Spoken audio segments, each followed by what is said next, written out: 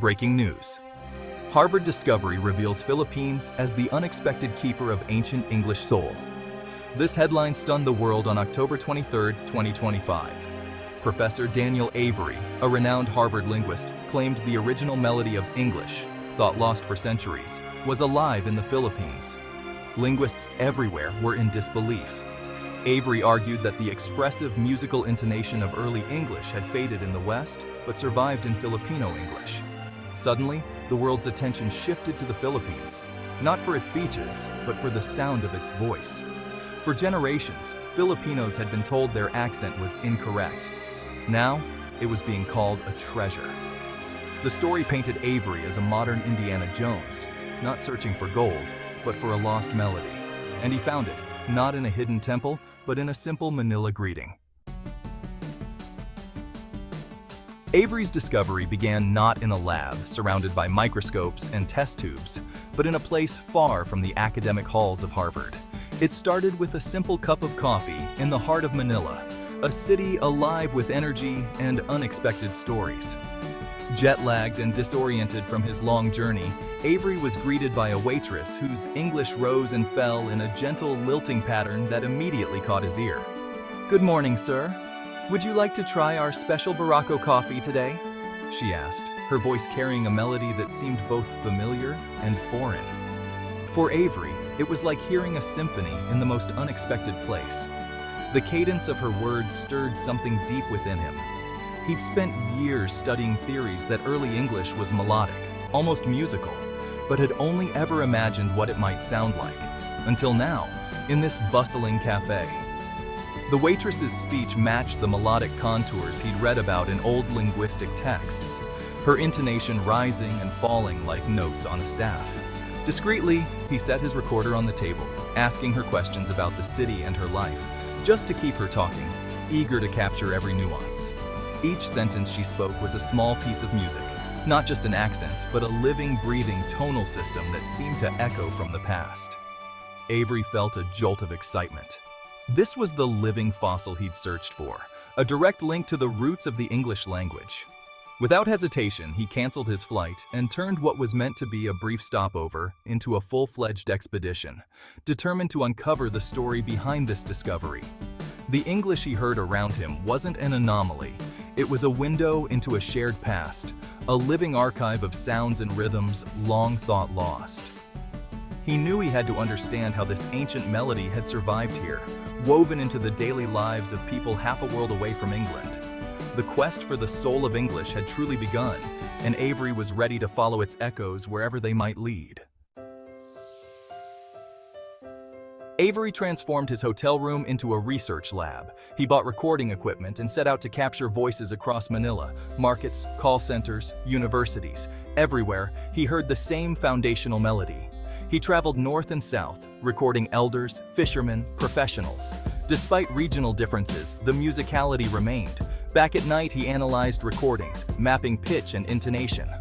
Comparing them to historical data, he found striking similarities. Filipino English mirrored the expressive intonation of centuries-old English. Over 500 voices confirmed his theory. The Philippines had become a sanctuary for the original sound of English. Not just a former colony, but a living time capsule. Avery realized he wasn't chasing a theory anymore. He was documenting a living truth. The soul of English had survived, hidden in plain sight.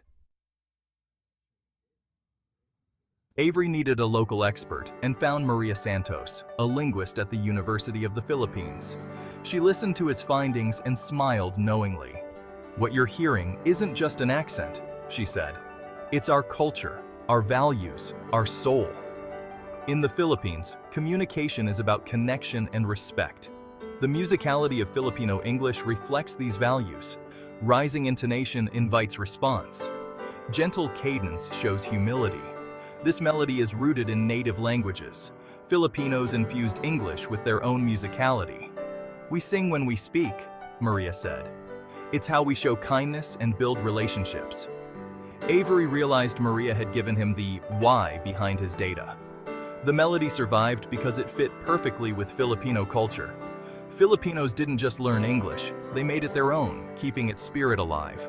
The soul of English resonated with the Filipino soul. They had protected its music because it matched their own. Avery's discovery cast new light on English's evolution. In the West, English lost its melody, flattened by industrialization and social change. Emotion in speech became suspect. Language grew mechanical and impersonal.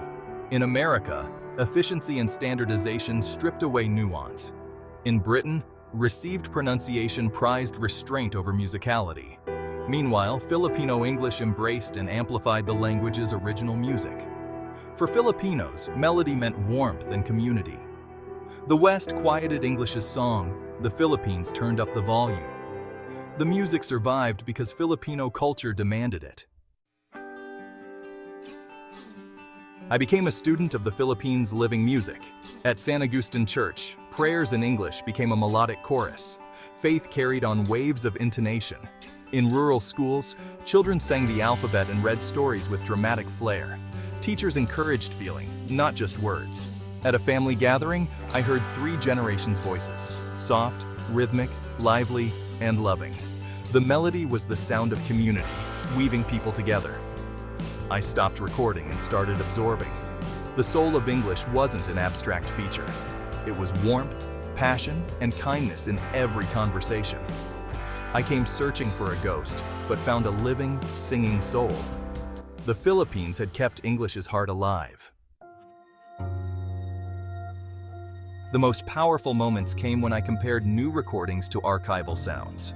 In my hotel, I played a Cebu fisherman's story, then a 1920s actor reciting Shakespeare.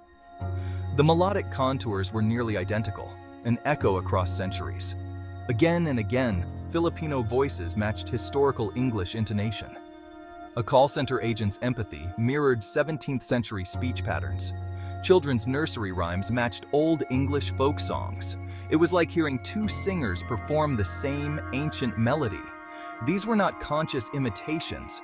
Filipinos spoke naturally, preserving a lost art. The evidence was irrefutable. Filipino English was the living custodian of a forgotten song. The original composers had forgotten, but the Philippines remembered. The soul of English had survived in their voices. The day of the big reveal finally arrived at Harvard's prestigious International Linguistics Conference, a gathering of the world's brightest minds in language and culture. The air was thick with anticipation as scholars, students, and experts from across the globe converged on the historic campus, eager to witness something extraordinary. Maria Santos and I stood side by side before a packed, skeptical auditorium, the weight of our discovery pressing on our shoulders. The room buzzed with curiosity and doubt, as many wondered if we could truly change what they thought they knew about English. Our presentation was titled, "The Living Soul of English: How the Philippines Preserved the Melody of the Past." The words glowed on the screen, hinting at a story that would challenge centuries of linguistic assumptions. I began by explaining the concept of melodic flattening, a subtle but profound shift in spoken English over time. To illustrate, I played a recording of a Manila waitress's cheerful greeting, followed by a Shakespearean actor's recitation, their voices echoing across centuries. On the screen, their sound waves appeared, astonishingly, almost identical, revealing a hidden connection between past and present.